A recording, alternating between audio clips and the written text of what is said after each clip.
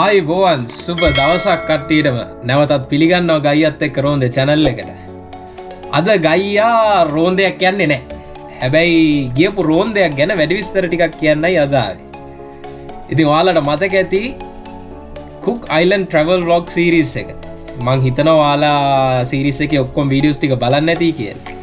ඉතින් ඒ ටික බලලා ඔයාලට හිතුණා නම් Cook Islands යන්න ඕනේ කියලා මේ වීඩියෝ එක අනිවාර්යයෙන්ම බලන්න ඕනේ. මොකද මේ වීඩියෝ එකෙන් මම ඔයාලට අරන් එනවා Cook Islands ගැන ටිප්ස් 10ක්. ඉතින් Cook Island යන්න ආස කෙනෙක් ඉන්නවා නම් කොහොමද යන්නේ? මොනවද ඒකට කරන්න ඕනේ? කොහොමද ඒකට ලෑස්ති වෙන්නේ? ඒ හැමදේම පොඩි වීඩියෝ එකකින් ටිප්ස් විදියට මම ඔයාලට අරන් එනවා.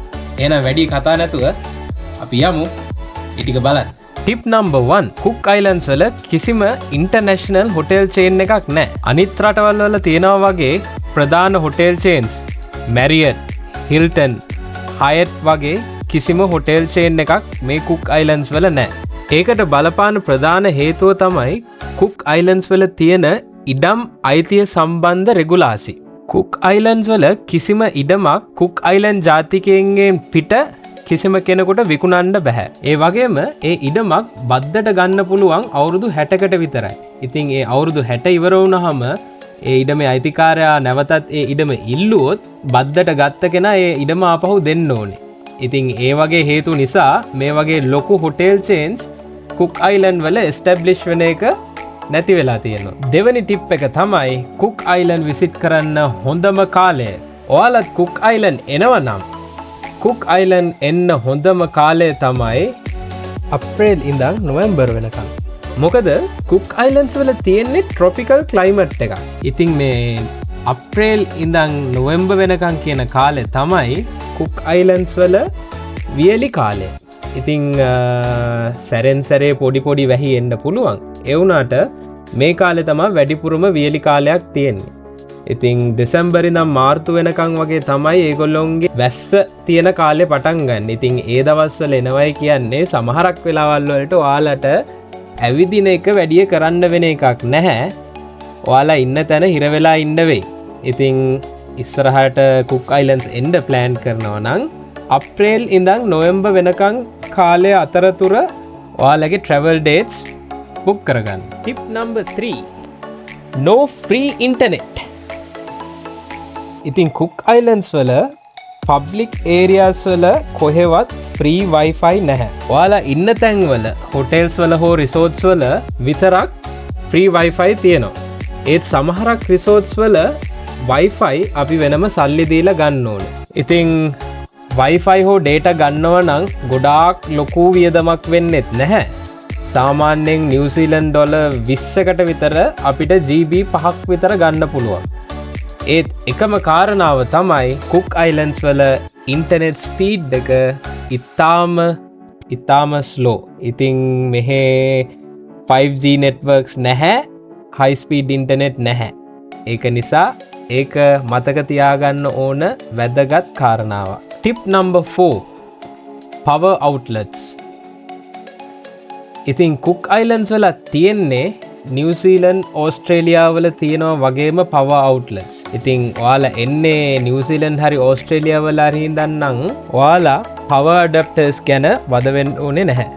හැබැයි ඔයාලා වෙන රටක ඉඳන් එනවා නම් විශේෂයෙන් ලංකාවේ ඉඳන් හෝ වෙනත් රටක ඉඳන් එනවා නම් මතක තියාගන්න ඕනේ අනිවාර්යයෙන්ම power adapter එකක් අරන් එන්න. Tip number 5 currency. Cook Islands වල පාවිච්චි වෙන්නේ New Zealand dollar කියන currency එක. ඉතින් ඔයාලා New Zealand ඉඳන් යනවා නම් බය වෙන්න කිසිම හේතුවක් නැහැ. අපි මෙහෙ පාවිච්චි කරන currency එකම තමයි Cook Island වලත් පාවිච්චි වෙන්නේ. New Zealand හැර වෙන ඕනම රටකින් එන කෙනෙක් මතක තියාගන්න ඕනේ New Zealand dollars කියන currency එක අතේ තියාගන්න Cook Islands වල. අනිත් විශේෂ කාරණාව තමයි Cook Islands වල ගොඩක් තැන්වල පාවිච්චි වෙන්නේ cash. ඉතින් ඒගොල්ලොන්ගේ වචනෙන්ම කිව්වොත් cash is king. හුඟක් තැන්වල FPOS machines වත් credit cards වත් ගන්න machines නැහැ. ඉතින් අතේ කෑෂ් තියාගෙන ඉන්න එක වඩාත්ම යෝග්‍යයි. විශේෂයෙන්ම අපි මාකට් එකකට යනවා නම් සැටර්ඩේ ඩේ මාකට් එක තියෙනවා, ඒ වගේම නයිට් මාකට්ස් තියෙනවා. ඒවට යනවා නම් අනිවාර්යයෙන්ම අතේ කෑෂ් තියන් යන්න ඕනේ. මොකද මාකට්ස් වල තියෙන කිසිම ස්ටෝල් එකක FPOS machines නැහැ. ඒගොල්ලෝ පාවිච්චි කරන්නේ කෑෂ් විතරයි. කෑෂ් විත්ඩ්‍රෝ කරගන්න ඕනේ නම් හුඟක් තැන්වල ATMs තියෙනවා. හැබැයි ඉතින් ඒක ඔයාලා පාවිච්චි කරන කාඩ් එකේ හැටියට පොඩි charge එකක් එනවා ATMs වලින් විත්ඩ්‍රෝ කරද්දී. ඒක නිසා ඇති වෙන්න කෑෂ් අතේ තියාගෙන එන්න අමතක කරන්න එපා. Tip number 6 car rentals. ඉතින් කුක් අයිලන්ඩ්ස් වල car rental companies කීපයක්ම තියෙනවා. අපේ අත්දැකීමෙන් හොඳම දේ තමයි ඔයාලා එන්න කලින් ඒ car rental එකක් බලලා කලින්ම බුක් කරලා එන එක. මොකද සමහරක් වෙලාවල් වලට ඒගොල්ලෝ fully book වෙලා තිබ්බොත් ඔයාලට ඕන වෙලාවට වාහනයක් නැති වෙන්න ඉඩ තියෙනවා. අනිත් කාරණාව තමයි ඔයාලා කුක් අයිලන්ඩ්ස් වලට ඇවිල්ලා ස්කූටර් එකක් හයර් කරන්න බලාගෙන ඉන්නව නම් මතක තියාගන්න ඕනේ වැදගත්ම කාරණාවක් තමයි ඔයාලගේ කරන්ට් ඩ්‍රයිවර්ස් ලයිසන් එකේ බයික් ලයිසන් එක තියෙන්න ඕනේ. ඉතින් ඔයාලගේ දැනට තියෙන ලයිසන් එකේ මොන රටක හෝ දැනට තියෙන ලයිසන් එකේ ඔයාලගේ බයික් ලයිසන් නැත්තම් ඔයාලට ස්කූටර් එකක් හයර් කරන්න බෑ. ඒ වුණාට ඒකටත් විසඳුමක් තියෙනවා. ඔයාලට බයික් ලයිසන් එකක් නැත්තම් ඒත් ස්කූටර් එකක් හයර් කරන්න ඕනේ නම් ඔයාලා යන්න ඕනේ කුක් අයිලන්ඩ්ස් වල තියෙන පොලිසියට. ගිහින් පොඩි තියරි එක්සෑම් එකකුයි ප්‍රැක්ටිකල් එක්සෑම් එකකුයි තියෙනවා. ඉතින් ඔයාලා ඒක කරගත්තොත් ඔයාලටත් ස්කූටර් එකක් හයර් කරගන්න පුළුවන්. එක දෙයක් තව මතක තියාගන්න ඕනේ පොලිසිය ඇරලා තියෙන්නේ උදේ 9 ඉඳන් 4 වෙනකන් විතරයි. ඒත් වෙහිකල් ලයිසනින් කරන ටික දවල් 1 වෙද්දි වහනවා. ඉතින් ඔයාලට ඒ දේ කරගන්න ඕනේ නම් උදේ 9ත් දවල් 1ත් අතර පොලිසියට යන්න ඕනේ.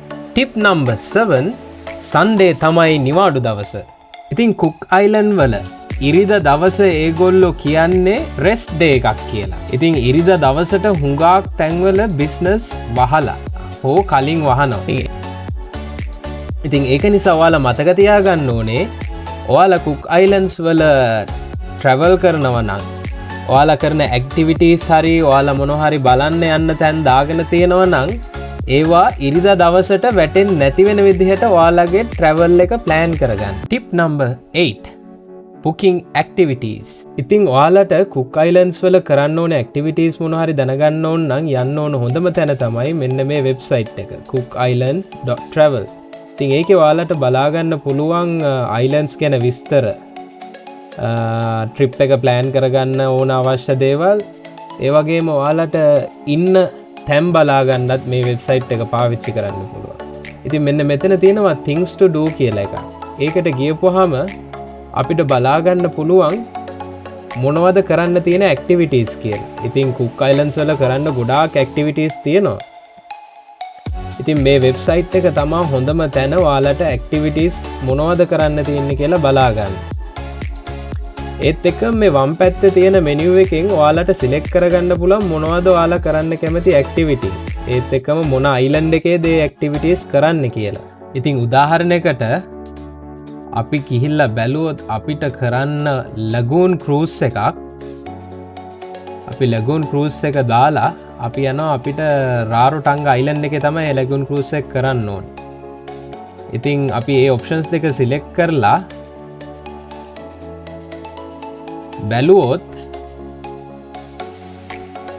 අපිට මෙන්න මෙහෙම පෙන්නනවා රාරොටංග වල තියෙන ලගූන් ක්‍රූසස් මොනවද කියලා. ඉතින් ඒ වගේ ඔයාලට කැමති ඇක්ටිවිටි එකක් කැමති අයිලන්ඩ් එක සිලෙක්ට් කරලා මොනවද ඒ ඇක්ටිවිටීස් කියලා බලන්න පුළුවන්. Tip number 9 don't rely on online bookings. ඔයාලා රාරොටංග වල මොනවා හරි ඇක්ටිවිටි එකක් කරන්න ඔන්ලයින් බුකින් එකක් දානවා නම් මතක තියාගන්න ඕනේ ඒක අනිවාර්යයෙන්ම ඒ කම්පැනි එකට කෝල් එකක් දීලා කන්ෆර්ම් කරගන්න. මම එහෙම කියන්න හේතුව තමයි අපි රාරොටංග වල 4-wheel drive ඇක්ටිවිටි එකක් කරා. ඒක තමයි මෙන්න මේ රාරෝ බගී ටුවර්ස් කියන ඇක්ටිවිටි එක. ඉතින් මමත් මේ විදිහට මේ වෙබ්සයිට් එකේ book now කියන එක හරහා ගියාම ඒගොල්ලොන්ගේ මෙන්න මේ රාරෝ බගී ටුවර්ස් කියන වෙබ්සයිට් එකට ආවා. ඉතින් අපි ගත්තේ shared buggy කියන එක. ඒකේ බුක් නව් එකට ගියපුවම මෙහෙම කැලෙන්ඩර් එකෙන් අපිට අවශ්‍ය දිනේ සිලෙක්ට් කරලා ඒකට available time slot එකකින් අපිට ගැලපෙන time slot එක සිලෙක්ට් කරගන්න පුළුවන්. ඉතින් මේ cross out කරලා තියෙන්නේ ඒ time slot එක already full කියන එක. ඉතින් ඊළඟට available එක තියෙන්නේ මෙන්න මේ 11:00 කියන time slot එක තමයි. ඉතින් අපේ ෂෙඩියුල් එකේ හැටියට අපිට පුළුවන් එකම වෙලාව තිබ්බ එක මෙන්න මේ 11:00 කියන වෙලාවම තමයි. ඉතින් මම එදා බුකින් එක දාන්න යනකොට මෙතනින් ඩියුරේෂන් එකත් සිලෙක්ට් කරලා 11:00කට බුකින් එක දාන්න යනකොට දැන් මෙහෙම ආවට මට ඉස්සෙල්ලා එහෙම ආවේ නැහැ. ඒගොල්ලොන්ගේ වෙබ්සයිට් එකෙන් කිව්වා sorry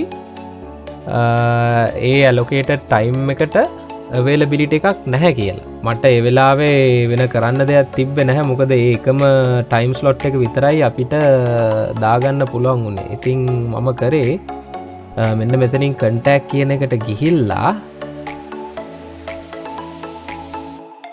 මෙන්න මේ තියෙන නම්බර් එකට කෝල් කරා. ඉතින් ඒ කෝල් කරාට පස්සේ තමයි දැනගත්තේ ඇත්තටම ඒ ටයිම් ස්ලොට් එකේ තව දෙන්නෙකුට availability එකක් තිබ්බයි කියලා. ඉතින් මම ඔන්ලයින් බුකින් එක විශ්වාස කරලා ඒ ඇක්ටිවිටි එක මගහැරියා නම් අපරාධයක් වෙනවා. ඒක නිසා මතක තියාගන්න අනිවාර්යයෙන්ම ඔයගොල්ලෝ මොකක් හරි ඇක්ටිවිටි එකකට බුකින් එකක් දැම්මොත් ඒක කන්ෆර්ම් කරන්න කෝල් එකක් දීලා. Tip number 10 flight bookings and reservations. ඔයාලා කුක් අයිලන්ඩ් එන්න ප්ලෑන් කරනවා නම් කුක් අයිලන්ඩ් හෝ වෙන ඕනම overseas travel එකක් ප්ලෑන් කරනවා නම් මතක තියාගන්න හැම බුකින් එකක්ම කලින් කරලා තියාගන්න.